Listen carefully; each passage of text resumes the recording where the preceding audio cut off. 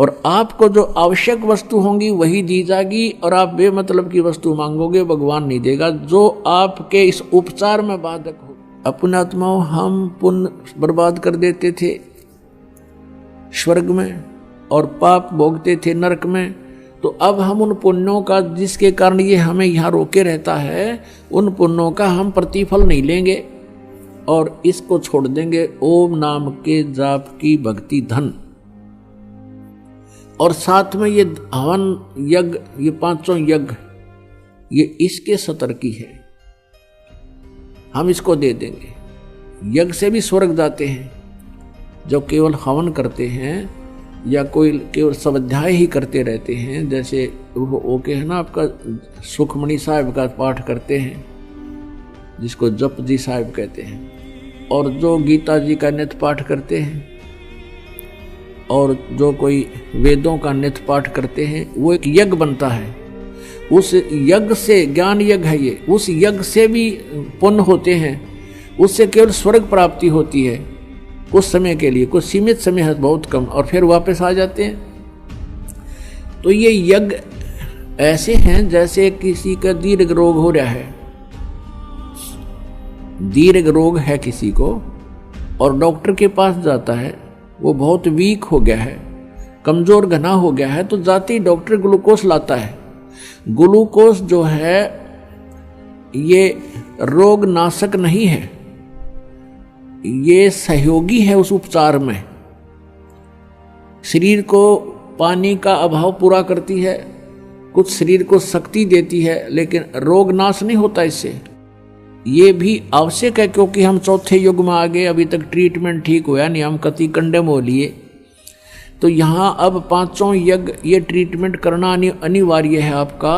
पांचों यज्ञ भी करनी पड़ेंगी। एक यज्ञ है धर्म की, जैसे दान करते हो भक्त, इसमें से आपका यहाँ भंडारा चलता है, आश्रम बनाया जा रहा है, आपकी रजाई गद्दों का व्यवस्था होती है, दुखी आत्मा आती हैं, आते यहाँ शांति प्राप्त होती है, भगवान की कथा सुनते हैं, तो आपके द्वारा दिया गया दान आपको आबाद कर देगा। ये स्थान है वो दान करने का।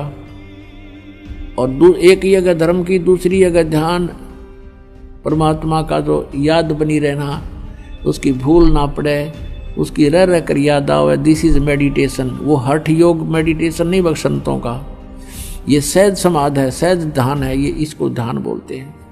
तीसरी यज्ञ हवन की, यहाँ पर देसी घी की जोत जलाई जाती है, ये हवन यज्ञ होता है। और चौथी यज्ञ प्रणाम, जैसे आप दंडवत प्रणाम करते हो, ये भी एक यज्ञ बनता है। और पांचवी यज्ञ है ज्ञान की, स्वाध्याय करना, सत्संग श्रवण करना, ये ज्ञान यज्ञ है। तो जैसे ये ज्ञान यज्ञ करते रहे उसका भी लाभ है, लेकिन जब तक ये नाम नहीं होगा, ये तो ग्लूकोज है। ये पांचों यज्ञ समझो, ये ग्लूकोज है, और केवल सपोर्ट शरीर को देने के लिए, रोग नाशक नहीं है। इसके लिए ये मंत्र, जो मंत्र हैं, ये रोग नाशक है, और इनके बिना कोई लाभ नहीं। तो ये पांचों यज्ञ और साथ में ये मंत्र ओम, ये हम ब्रह्म को दे देंगे, इसको छोड़ देंगे, इसका प्रतिफल हम नहीं लेंगे। और जो प्रथम मंत्र आपको दिया जाता है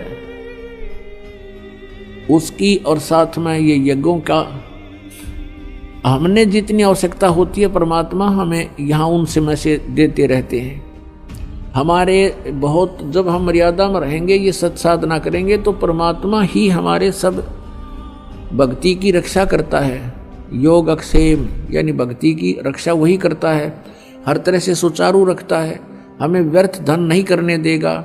हम बेमतलब की डिमांड करेंगे, ये बना लें, वो बना लें, ये कर लें, अगर वो भक्ति चाहता है तो ये बकवास छोड़नी पड़ेगी, भगवान पर आश्रित होना पड़ेगा।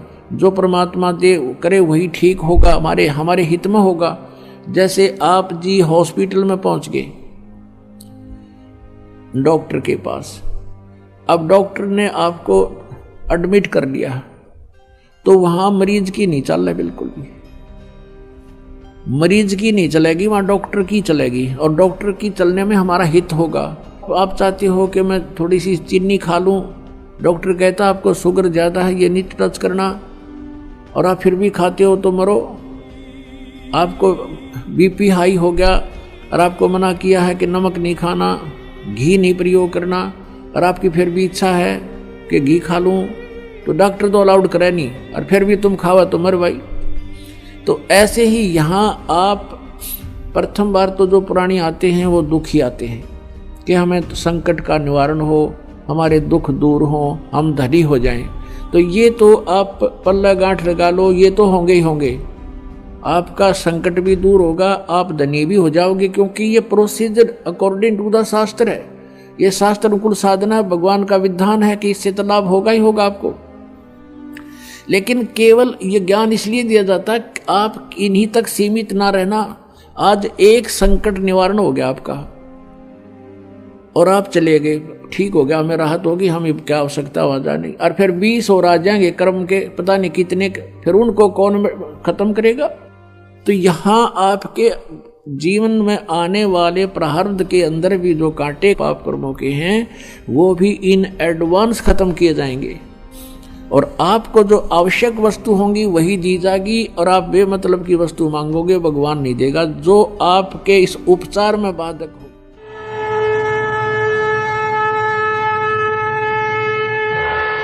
ऐसे और वीडियो देखने के लिए चैनल को सब्सक्राइब करें और वीडियो को ज़्यादा से ज़्यादा शेयर करें, और हाँ, वीडियो के बारे में अपनी महत्वपूर्ण राय हमें कमेंट बॉक्स में जरूर बताएं। धन्यवाद।